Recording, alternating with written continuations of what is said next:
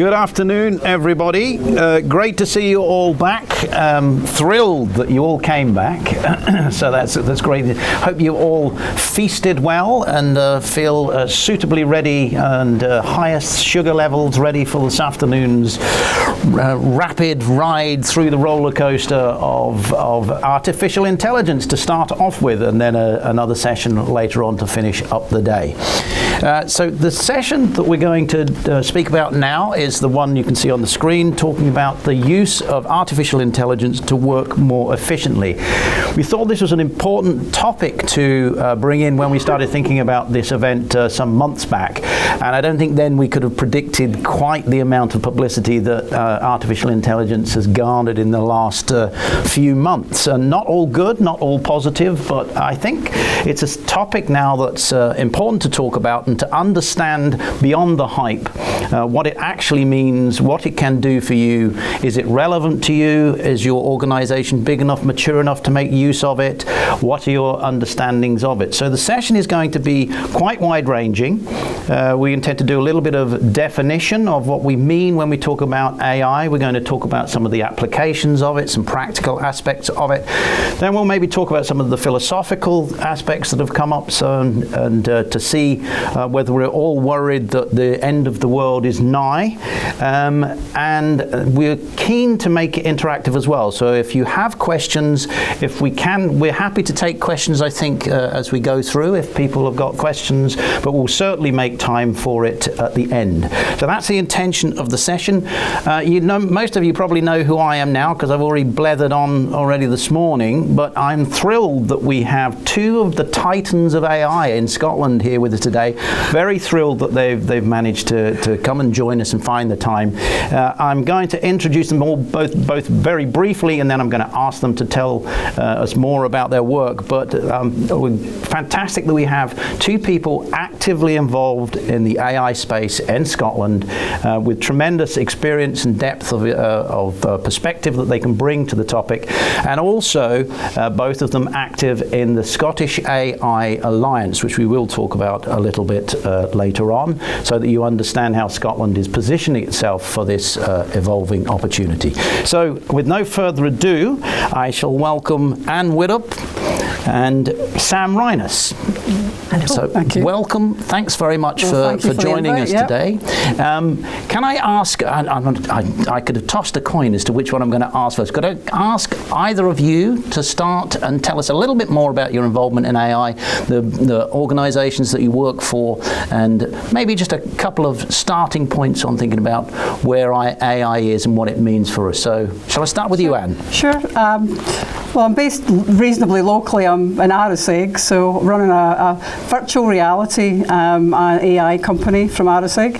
I've been in technology way longer than I'm going to admit, and more recently come to develop a company using extended reality and artificial intelligence.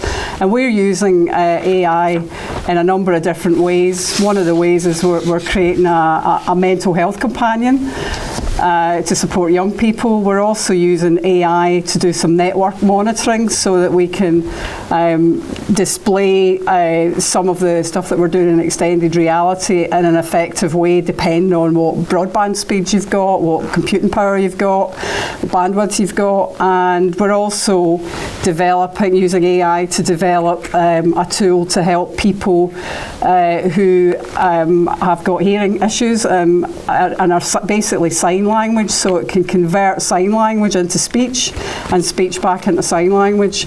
So there's quite a wide-ranging set of things that we're doing with AI. I'm really excited about the journey that we're on. I know, as you said earlier, there's a lot of concern around AI, and quite rightly so, but I see it as a massive opportunity to, embrace something that can make people more productive. It can also improve the value that you can offer your customers, and it can also move us to get away from more routine jobs and upskill people to do higher value jobs. So I just see it all as opportunity, but there's a lot to consider there, and I hope we can discuss some of that this afternoon. Brilliant, thank you very much. And did you manage to name check your company there? I like to encourage people to make The sure. Virtual Reality Hive based in Arasig. So. There we go. So check that one out. Never miss an opportunity, Anne. Yeah, running a global empire from Arasig. Yeah. Sam, over to you. Thank you. And I think I bring a very different angle of things from Anne, so hopefully we'll bring you a real combination of opinions and ideas this afternoon. So I'm Sam Rhynas. I'm COO for a company called Effini. We're based in Edinburgh. We're based in the Bayes Institute, which is the Artificial Intelligence Innovation Hub. It's funded by a number of the different programmes of funding that's coming into Scotland at the moment, working in digital and data technology, which is absolutely key for all of the areas that we'll be talking about this afternoon, and how we can make it really effective and how we can find that funding. So a really important part to consider is the funding. What we do is work with different organisations of any size. We really set out to work with the smaller organisations across the country, because that's what Scotland is really strong on: small businesses, whether they're single freelancers we sometimes work with, right the way through to larger companies, but not getting into the corporate side of things. We don't really tend to go down that route. We also work with Scottish Government. We work with a number of public sector organisations. Our goal is exactly the same, whatever we're doing with them. It's about using data really effectively inside that organisation to achieve their goals. Now, your goals, whatever your business is, will be very different from each other, but you can use data to help you achieve those. And it might be, to come back to some of the things that Anne was just describing there herself, learning more about your customers, finding out who are your customers, what are your customers' habits, how could you create a really unique experience for your customers so they feel special and you go back to them again and you spend more money with them. That's obviously a key thing for many, many people. But the sectors that we work across is maybe one of the most interesting things we do. A lot of the smaller organisations we've worked with have been in the borders area, so a lot of textile industry people, travel and tourism. And today I've really enjoyed so many conversations I've already had with many of the people in the audience. I think the borders has reflected to me the types of people I'm speaking to today. So I think I'm gaining something out of today's experience as well. I'm learning more about the types of industries that are out there, and I'm really starting to think about how data could help them work more effectively within their organisation.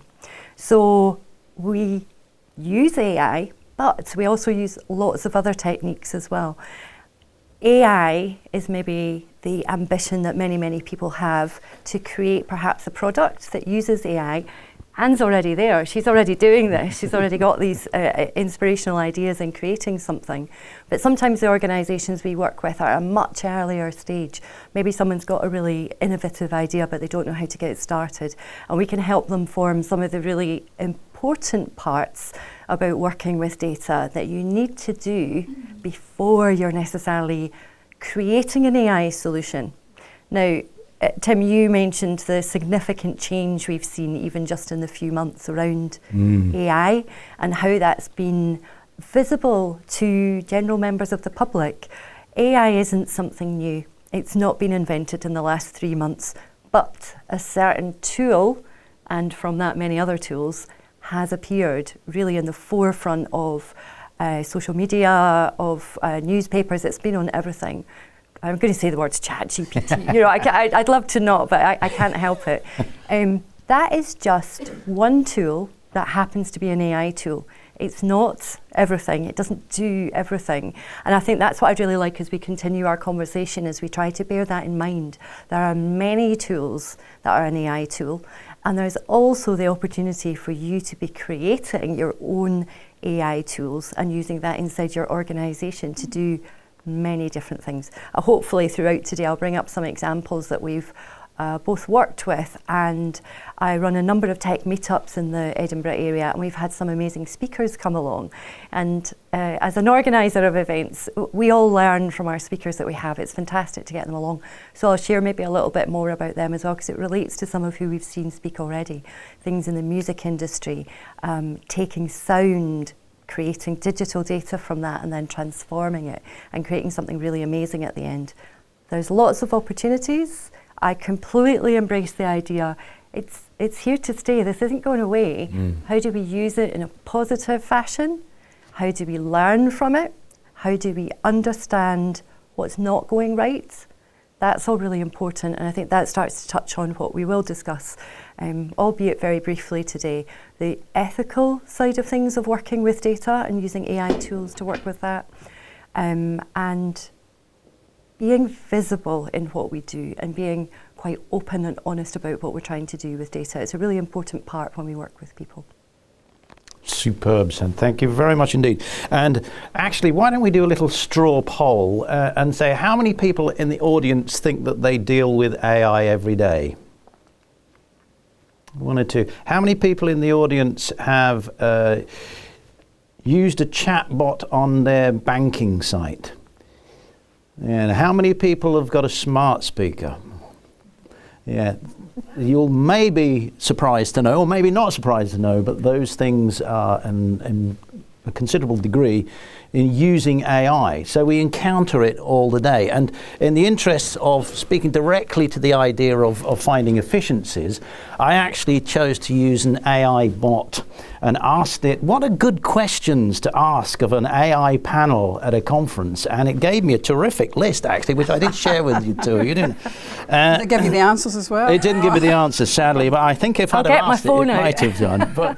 But you know, it's just it's a typical example of, you know, if a simple content creation. But it did give me the one that I really wanted to start off with. It said, what is AI and how does it work? Because we hear these two letters pulled together all the time.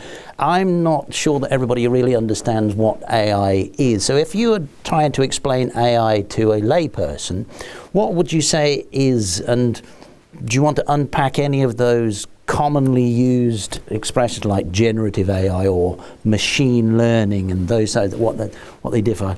Who would like to kick off with a little bit of a definition? I always like to use examples to try and explain it. So excellent. Just let's imagine you've built a robot that can move around a lab. And then, so it can do that. We've trained it to do that. It knows how to do that. And then you drop it into a field. It's going to have to cope with environmental variations, the light, the landscape, the field. And it's got to perform as we expect it to. So the ability to actually react to those new situations, it's called generalized learning. And if you now take that robot and you place it at a crossroad, one that's either full of rocks and others that's paved, it's got to make the decision about which one to go to. And the robot's really got to determine which path to go down and which circumstances are right for it. So the key things about artificial intelligence and what makes it intelligent is it's basically being able to reason, to make some decisions and to behave as you expect it to. And that, in a nutshell, is really what artificial intelligence is. It's not intelligence as such, but we could get into a whole big debate about what does intelligence mean. We'll keep it at a high level today. We'll keep it at a high level. It's just about those three key things in terms of decision making and reasoning. That are things that kind of talk about artificial intelligence.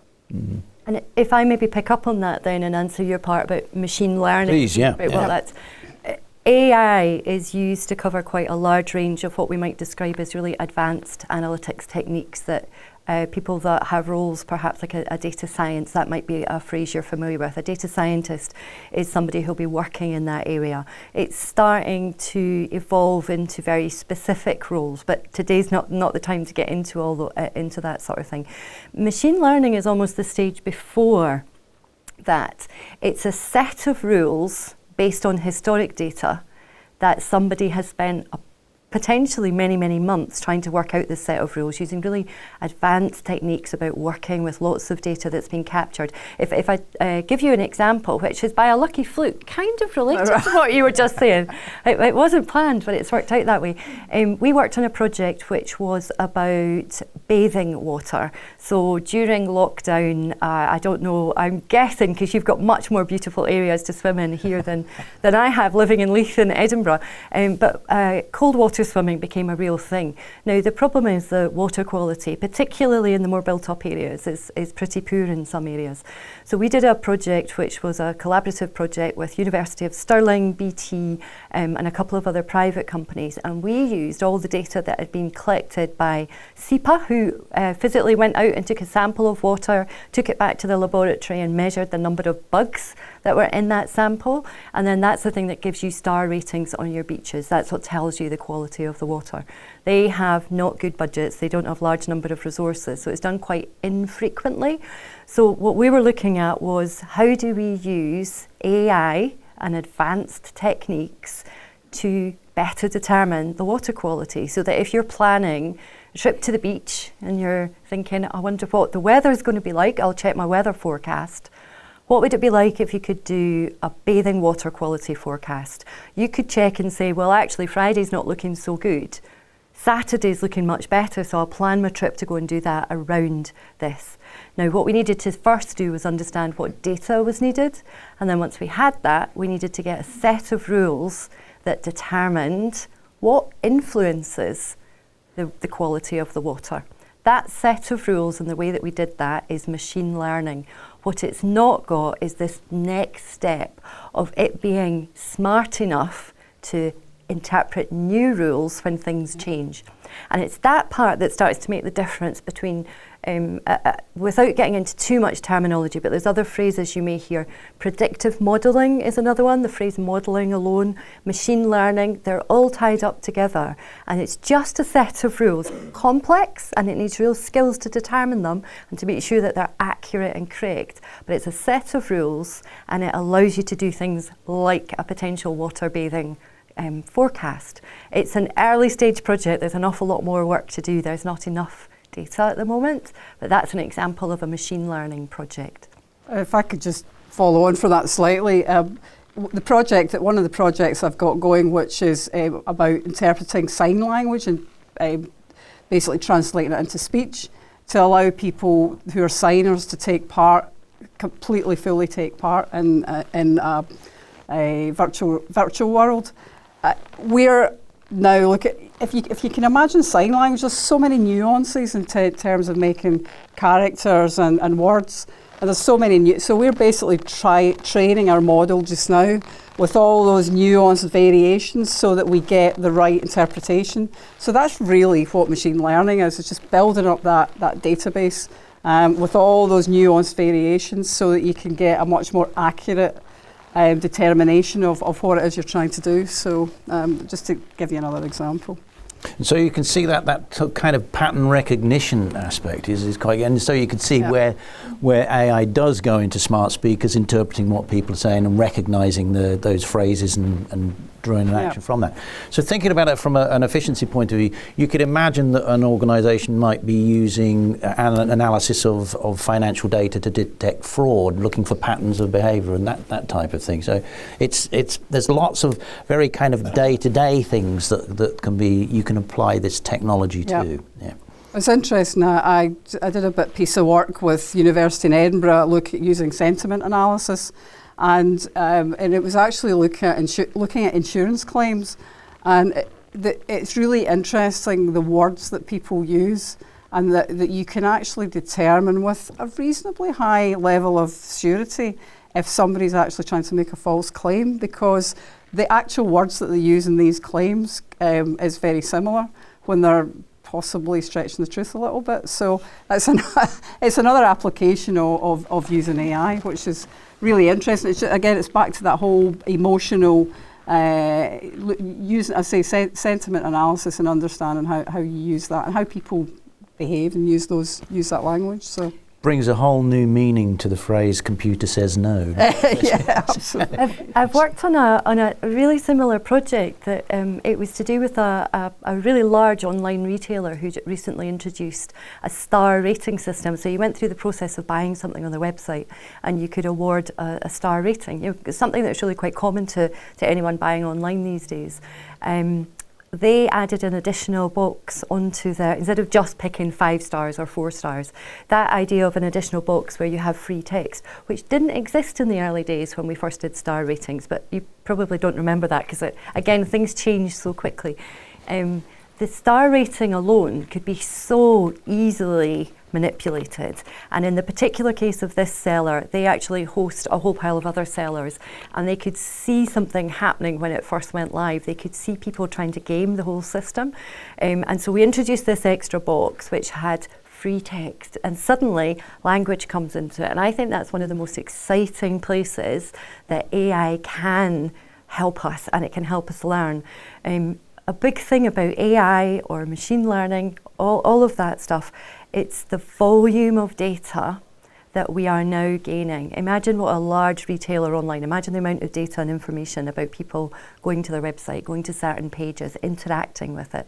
It's huge volumes of data, and we could not manually do that. We could not open it up in something like an Excel spreadsheet and look at it. It's just not possible.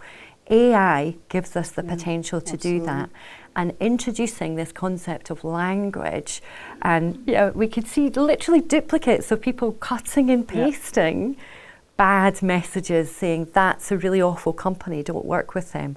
And there was a lot of clever stuff that went on behind the scenes. AI is not a standalone activity. You need to have process, you need to have purpose behind it, and there has to be a need for it in the business to fit in with what you're trying to do. It's never a one-off thing. You need to have the whole thing to make it work well. We had a whole process that allowed us to identify IP addresses. So think about this when you're on your phone, when you're on your computer. Information about where you are, what you're doing can be tracked, and it can be used. So we identified not specific people that were trying to game the system, but what we could identify is the area they were in. And in some cases, and bear in mind, I'm not naming any names here, but in some cases, we found the headquarters of the company that they were trying to increase their star rating, the IP address tied to the headquarters of that company. So it was insider gaming going on. I don't know if that's better or worse than trying to downplay your competitors, but we could narrow it down quite a lot by using the data. You made an interesting point there. Sorry, Anne, were you going to say something else? No. You made an interesting point there where you were talking about if you're going to apply this in a business, you need all of these various things in place. What would your starting point be if an organisation was speaking to you, either in your professional capacity or just generally, whether the AI was going to be of use to them? What would be the kind of questions you'd ask them to get a sense of whether it was applicable in their organisation or not? Because I know you've spoken a lot about data. Is data set the key to if you have to have some set of data that you can perform against? Is that a key consideration for application of AI in an organisation?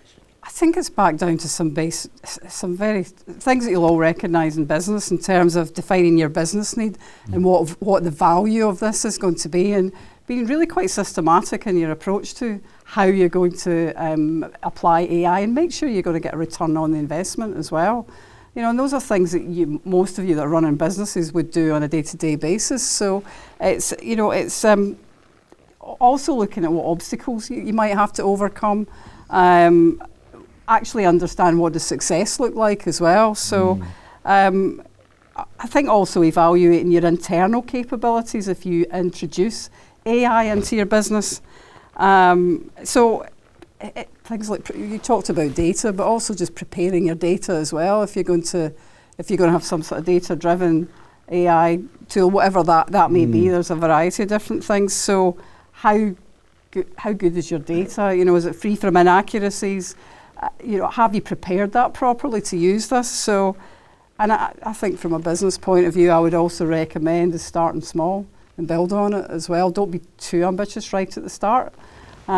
Because you don't want to invest a lot of time and money in something and it's not going to pay you back. And especially if you're running a smaller business as well, it's really important you spend your money wisely. My business is still a start-up, so every penny's a prisoner, as they say. I manage money carefully, so you've got to think long and hard about. But there's some great tools out there to improve productivity. I use them all the time. I can't help There's it's an interesting. I have a fairly simplistic view of this. I was speaking to Sam about it. I should probably tell you that I'm talking mince as usual, but it was this idea that there's probably two ways of thinking about the application of AI in a business.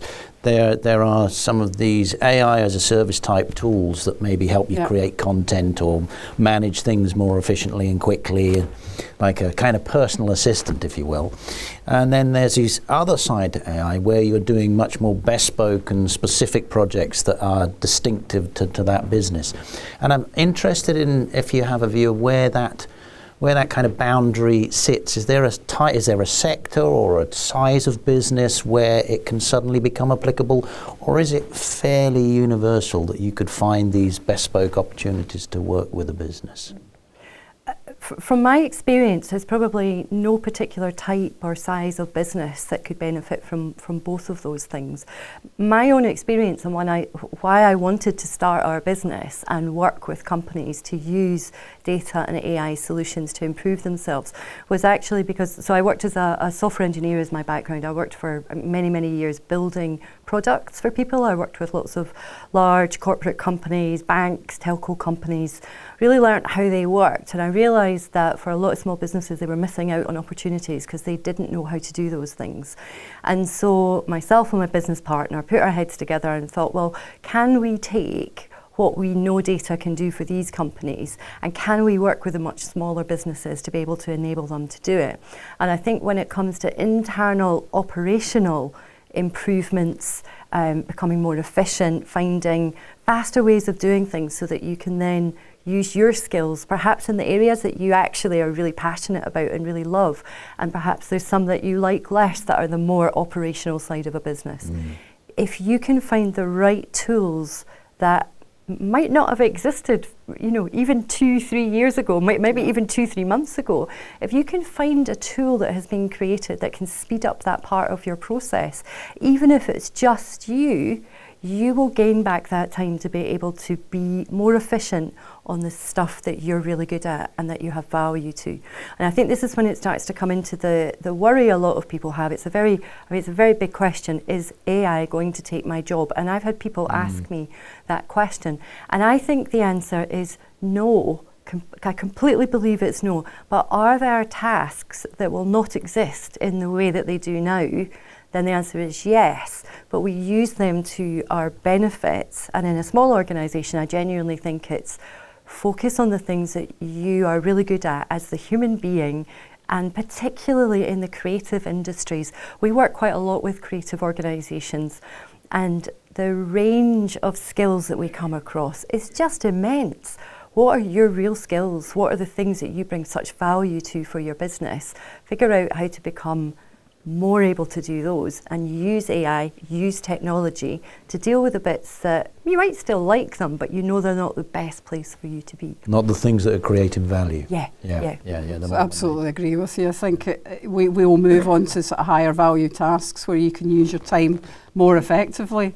And I'm sure for all of you that are running a business, there's a lot of routine stuff that you end up getting involved in. And I'm now finding ways of being able to, I can't afford to have all the people in the team that I'd love to have, but I'm now finding ways that a lot of work that's more process driven or procedural, I'm now using AI to be my desktop advisor. I've got a legal expert sitting on my desk that's not costing me very much money, and apologies to any lawyers out there, but it can be a very expensive process to engage lawyers, and I hate to say it, but there's a whole area of law that potentially, but then the lawyers can add value in different ways, and getting away from that really process-driven procedural stuff that we can use. Back to the creativity, we're never going to replace human beings. And it's really moving up the value chain in terms of the work that we actually do.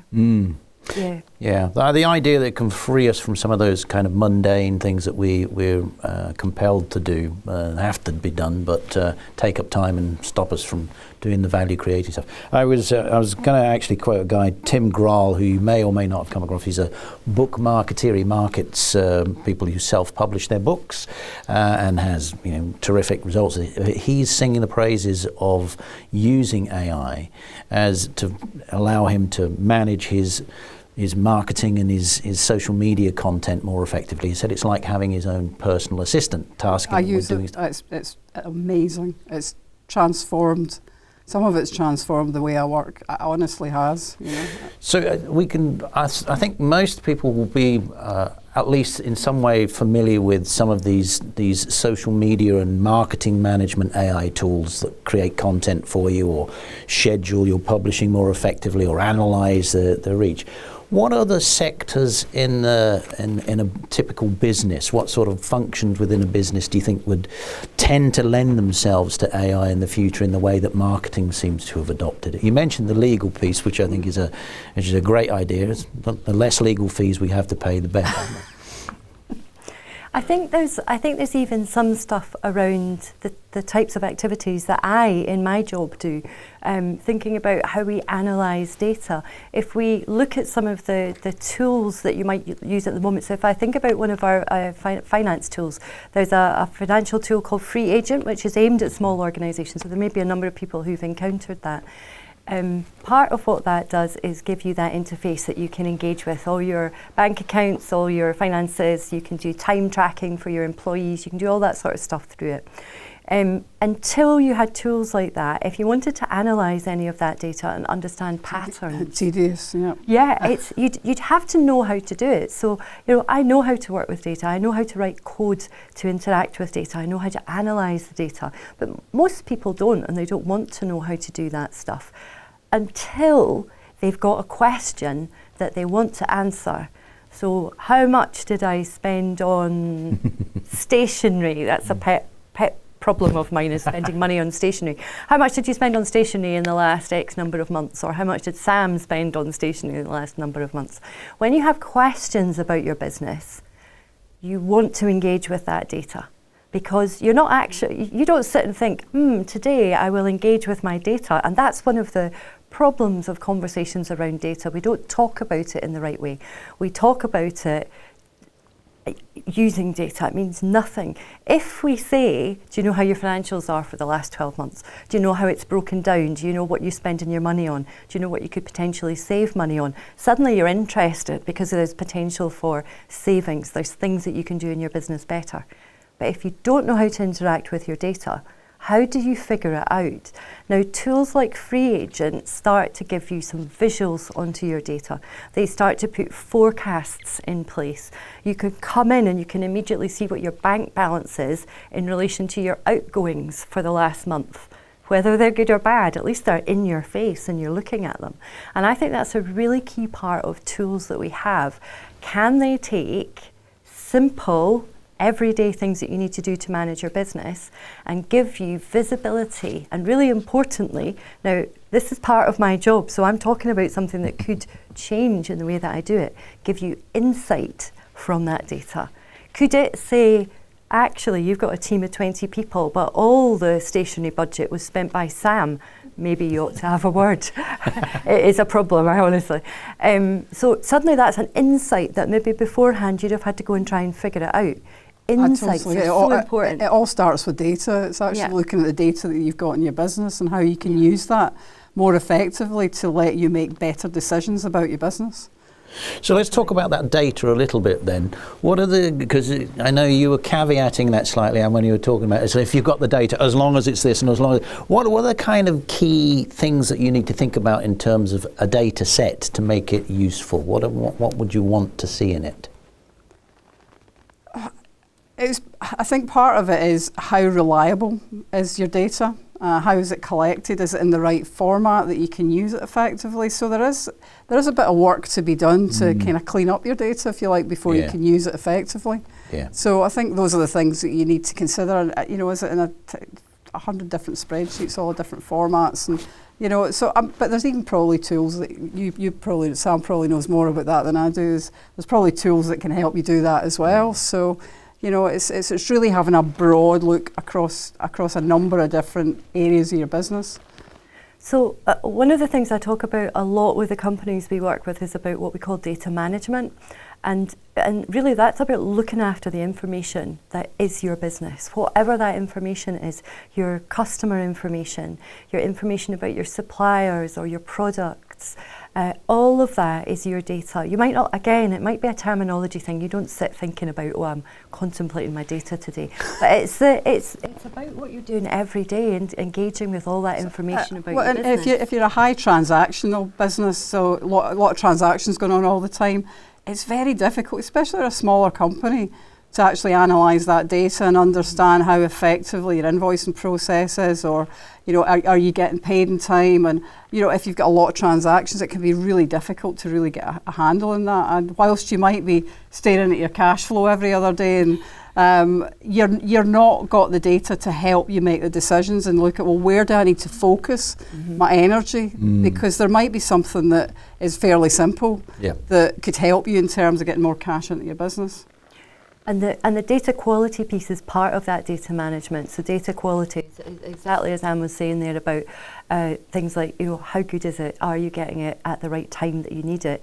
You might be manually typing in that information to the tools that you're using, or it might be other tools that you're using that are creating that information. A website, for example, if you have people purchasing from you through a website, there'll be information getting tracked behind the scenes. Do you access that data? Do you know how to get hold of that data and pull it out of the system that it's in, even if it is into a spreadsheet as a starting point? And if you have gaps in that data or it's inaccurate, and that can be caused by all sorts of things. It might be that on your website, maybe you have. I feel sure that everyone in the room has bought something from a website at some point. When you're filling in the information, there's some places that say, well, you must fill this box in, or if it's not there, you'll just scoot past it if it doesn't matter. Keep reviewing your information and your data, because if you have got bad quality data, having really strong data management foundations is critical to start creating potentially your own AI solutions or using other people's AI solutions with your data to do better. So in terms of little things that you can start improving right now, data quality is one of the key ones, because everyone's got bad data. I don't know if that makes you feel better or worse, but everyone has bad data.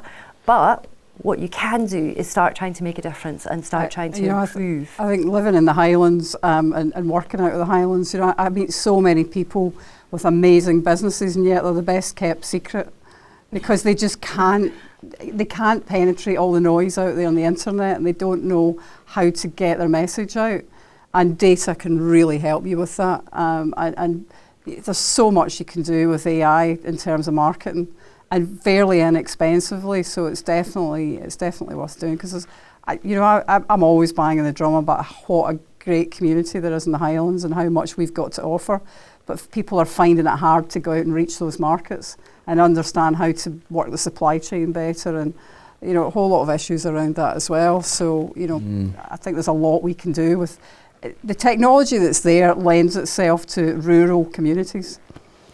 Could I? It's slightly at odds. Go right it's not ahead. matching up with your question, but it's to pick up on the word community there, because there was a number of times this morning throughout the talks that I was sitting listening, fascinated. They're fantastic, the talks this morning. The word community came up quite a few times, and although the words data almost didn't come up, it was on one slide at one point. Actually, what a lot of people were talking about was data. They just don't think of it that way. And the word community, and about the fact that there is such a fantastic community, just echoing what you were saying, what you probably won't be aware of is actually about the data community in Scotland. So that's a big thing for me. I'm based in an AI hub. It has an amazing combination of academics, private companies, accelerators that are supporting startups with really innovative AI ideas. That's based in the same building as us. And there's many beyond that. And there's also this amazing community of people that work in private companies, whether they be really small startups or enormous, great big corporates, but they are part of a data community, and it's a really, really strong thing. A lot of those are open to anyone. So even if you're just sitting here thinking, well, I understand little bits about that, but I've not really got that much knowledge, but I would like to know more. There are many that you can join at no cost, and you can become part of that community, and you would be amazed at the resource that is out there and the people that are keen on helping you. So I don't know if that naturally leads into a little conversation about the AI Alliance. Well, yeah. Well, hang on. Let's just do a little delve into some of the. I know it's a rabbit hole, but let's have a quick delve into some of the ethical issues, and then you can talk about the role of the AI Alliance and speaking to them. How's that? So with I'm just going to try and see if my doofer works. It's a technical term. So I don't know how many people in the audience here have actually encountered generative AI. So we thought we'd just bring a few people in, a few examples in here, because we know there's a lot of creatives. Oh, what's going on with me slides? That's this morning. That's this morning. So is it going backwards, is it? Ah, there we go. So I just wanted to give this is an example of some AI that was producing a manga comic. Regardless of whether you're fans of manga, it's a very visually intense comic format. Typically, these things take a long time to produce, but this was produced by a guy called Rootport, who produced a 100-page manga comic in a week with this using AI. So all of these images are AI generated images.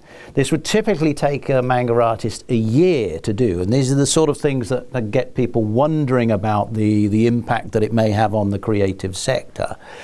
And then as another example of a slightly controversial topics, 2 pieces of AI-generated art that have won competitions, knowingly and unknowingly being AI-generated. So the one on your left is an example that was put into a 2002 art competition in the USA and won, and it's generated by AI.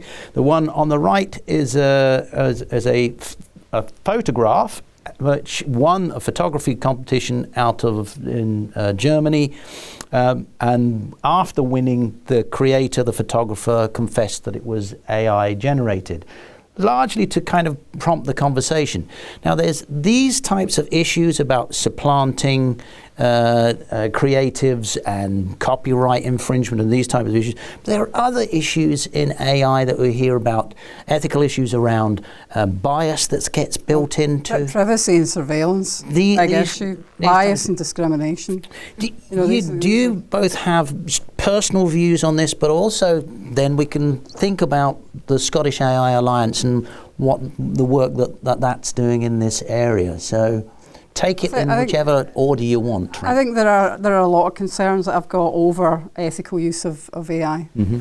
And I think personally, I think we need people that are passionate and care about this subject to be involved in driving it forward and making sure there's the right legislation in place and guardrails. Because if you use an example, a big pharma company, they wouldn't be allowed to launch a drug on the market without a lot of legislation around it and a lot of testing. And yet there's AI being introduced that is not being could potentially be harmful. It's potentially not got past a high enough bar. It's been used in a way that would concern you. Yeah. So I think there's a lot that we need to do, and it shouldn't just be driven by big tech who just want to make money. Let's face it. They're not interested in some of these topics. So we need people in this talking about this subject and actually driving forward the debate and legislating. Ultimately, I think legislation. I don't know if you'll agree, Sam, but... I do fundamentally. I think a lot of what drives this is the desire to be seen to be doing it first. Now, I realise there's impact on business and in terms of financially the impact of doing that, but I think an awful lot of, and we can see this historically with other types of tech, to be seen to be doing it first is a huge thing, and so it drives things forward very, very fast without the correct and appropriate management of whatever it is that's being done. It's more about producing rather than actually has it purpose, has it value, is it being applied in the right way. I think conceptually, even where we have examples in the past that tech has been used detrimentally in some way, I think the goal wasn't to do bad, but the lack of awareness, the lack of understanding about the potential of what it could do was not considered at the beginning. I think there's far more work to be done at the beginning of things the end goal, fantastic, it's brilliant to have all these aspiring ideas. There's an example of an app that was created to give medical advice. It was a British-based company, and the app took you through a series of questions, and it was an AI tool. It used huge volumes of data that had been gathered in the past. AI always has to have some kind of goal that you're aiming for. In this particular case, it was, has somebody suffered from a particular medical condition? And by looking at historical data and all the information that was captured historically about patients that turned out to have this thing that was wrong with them, a tool was created. So you started up the app and you answered the questions. And the example that hit the newspapers maybe about 5 or 6 years ago now, I think, was if you answered exactly the same questions with exactly the same answers, with the exception of one, you got very different outcomes. And the one question that was answered differently, and as to give you a rough idea, it was if somebody put in that the things that they were suffering from was pains in the chest, pains in your left arm, sweating, and a feeling of intense anxiousness. If you answered as well as that you were male, the outcome from the app was that there was potential you were suffering a heart attack and you should seek urgent medical assistance. That seems quite reasonable for anyone who's familiar with the potential signs of a heart attack. If you answered female, so that the only difference, it said it was highly likely to be an anxiety attack, and that you should seek a quiet place to be. If it happens again in the future, you should seek medical advice. It was the only difference. And the problem is AI solutions are based on historical data, and that's where bias starts to become a really big challenge. Bias has always been there in the past, but it was humans that introduced that bias. I think one of the most difficult things is sort of philosophically, it's based on human judgment. AI is developed by people who have biases, and that's a really good example of a bias. And we need to make sure that those biases are not built into the AI that we're producing. And surveillance is a big issue, and there's a lot of facial recognition that discriminates against certain facial skin tones, facial characteristics as well, and it's been shown to do that. So I think that there's got to be these guardrails in place. And so with that in mind then, tell us about the Scottish AI Alliance, of which you are both senior involved with, aren't you? We both sit on the leadership circle. The Alliance started in 2021, and the purpose of that is to create a trustworthy and an ethical and a very open approach to how AI is used in Scotland. So it's an initiative that stemmed from the Data Lab, which is an organisation based in Edinburgh, but it spans out across Scotland and has run many events all over the place. And Scottish Government, and they brought together a number of experts. So there's a few who lead on that and do sit within Scottish Government as well, so they're heavily involved. And then the leadership circle is there to advise and to lead. We come from many different angles. We have very different backgrounds. We've not really got into our backgrounds too much. We thought we'd focus on the stuff that you were really interested in, but we're all happy to share a little bit more about our backgrounds if that's useful. But we've all got different angles, and I think that's the really important thing about how we move forward with AI.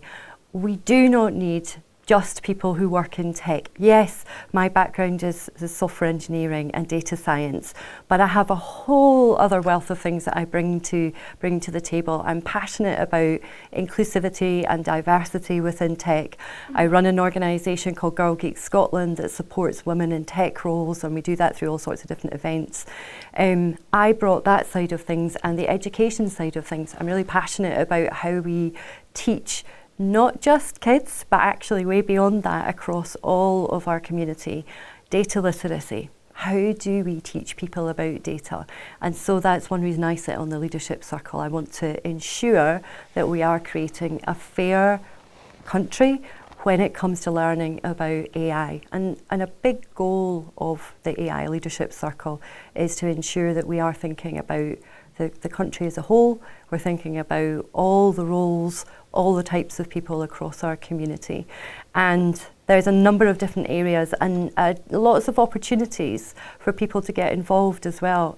It's back to that, it's about everyone becoming part of this. I won't say anything more about the opportunities until I let Anne speak, but we can come back to them if you want. Well, I'm involved in the board of the Data Lab as well as the AI Alliance, and one of the main reasons I'm there, I'm passionate about this subject in terms of how we drive this forward and we do the right thing in Scotland.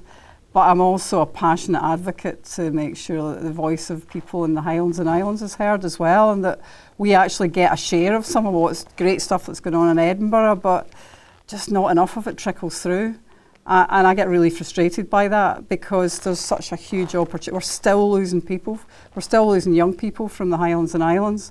And, you know, I want to be there, and I'll be consistently every meeting banging the drum about what are we doing in the Highlands, and what are we. And don't say it's in Inverness, because Inverness for a lot of us is, you know, it can be as well just go to Glasgow or Edinburgh. You know, for some of us, I know plenty of people in the islands. You know, it's no use. We have to do things that can be more inclusive for our rural communities and involve people and help facilitate that. So I'm there to help bang that drum, and I think there needs to be more voices from the areas, this massive area of Scotland that's underrepresented in all these initiatives. And the AI Alliance is great because it has a really broad spectrum of people, and we want to move to action. So it's not just about talking about it, it's also about taking action and working with the government as well to make sure the right policies and procedures and potentially legislation's put in place. Superb. So we have a number of people that are part of the organisation that are from colleges across Scotland as well, and I know we have some representatives in the room today as well from other colleges. The education part is really key to so much of what we're doing, and as I would reiterate, it's not just about schools and colleges, it's beyond that, it's into the workplace. What do businesses need to help train and educate their staff around data and AI? There's lots of resources online. There's lots of different ways that you can sign up to be able to go and look at some of those resources. It is all free to access. None of this has a cost associated with it. To come back to the community piece, so the Data Lab, who have helped to drive a lot of this, they have something called the Data Lab Community. It's an online resource. You can go and you can sign up. I really wish at this point I had a slide I could just say I refer you to, but I feel sure that somehow it can be communicated out to people. Sure we can. But if you do a bit of a Google and look for the Data Lab Community, they have an amazing forum system that you can sign up and you can ask and questions. you don't need to be a data scientist or a software engineer. You can just be somebody who's wanting support and reach out. It's a great community to reach out to. We'll make some things available after the event, I think, to the attendees. I think we can manage that, can't we? Yeah, fantastic. Now, I'm hopeless at managing these sessions. We're pretty much at time. Have we got time for one question? So are there any questions at all from the audience? There's somebody right at the very back I can see there. Is there a microphone? Because I won't be able to hear, I can assure you with that. No, me neither. And you've spoken a lot about the use of AI for administrative and functional tasks, but I was very interested in something Anne said in the introduction about its use in mental health, and I just wondered if you could say a little bit about that, about how it's used. One for you, Anne. Sure. Well, we're basically developed an animated assistant or coach, you could call it, so basically it's an animated character that you can go into your laptop or in a virtual environment and you can talk to and ask questions of, and that will help people, and it's specifically targeted at young people, and it's helping them with a range of different issues to do with anxiety and actually showing them how to breathe deeply, how to cope with it, how to cope with other people that are maybe suffering from anxiety. Very briefly, we're also developing some diagnostic tools as well to help diagnose things like ADHD. And I think there's a lot of work we can do in this space, because a recent report just highlighted that 250,000 children in the UK today are being denied help in mental health. And the UK Children's Commissioner recently said mental health services for children in the UK is in total shutdown. And kids are waiting far too long to get not just a diagnosis, any support whatsoever. And it really keeps me awake at night, thinking about how much worse this could become. And I really am passionate about the fact that I think we can bring technology to the fore to help with support, coaching, tools, and not only just at diagnostics, but then early interventions to help people while they're waiting to get seen by somebody, seen by an expert. So there's a lot we can do in that space. There's some fantastic other Scottish startups that are using AI to do healthcare.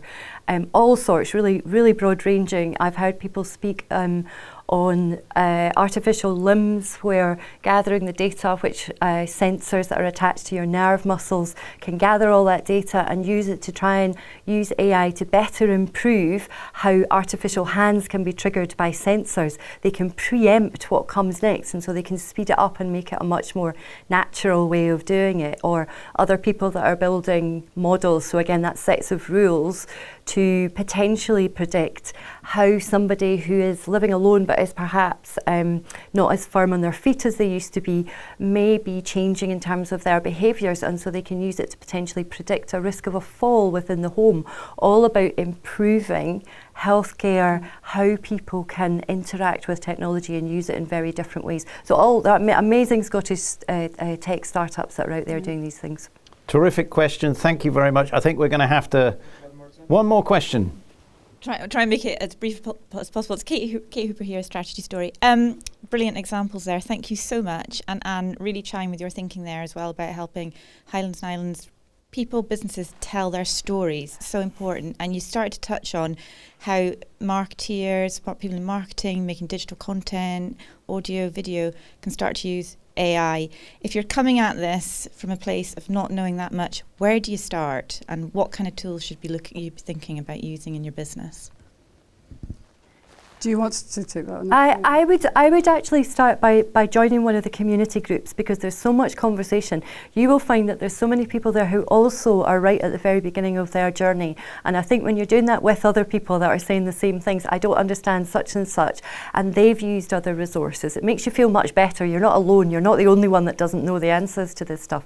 So I would suggest join a group like the Data Lab community to be able to get pointed. They have lots of resources online as well. They've got pointers to online training things that you can do, so you can actually start learning a little bit more. And there's lots of discussion about the different tools that are out there that are constantly changing. I mean, even just in the last 24 hours, I did a quick check this morning, there's new tools come on in the last 24 hours, so it's really hard to keep up to date and sit here and say, yes, use X, Y, and Z, go and try that out. I've also just, I've just published a document aimed at people that are new to AI and how to use it in your business. So I brought, they're slightly out of date leaflets, but I've got some here. If anyone wants to get in touch with me, I'm offering that document out to people for free. It's an AI playbook, and it's aimed at small businesses and looking at how you can use these tools effectively, what you need to think about. So it's just something I wanted to do to give away to people to get them started. So, thank you. Fantastic. And Kate, I'd also point out, you can always get in touch with Expo North Digital. So it only remains for me to say thank you very, very much to both Anne and Sam for taking the time to speak to us today. I hope you found that a useful session, and I think we'll express our thanks in the usual way. Thanks a lot.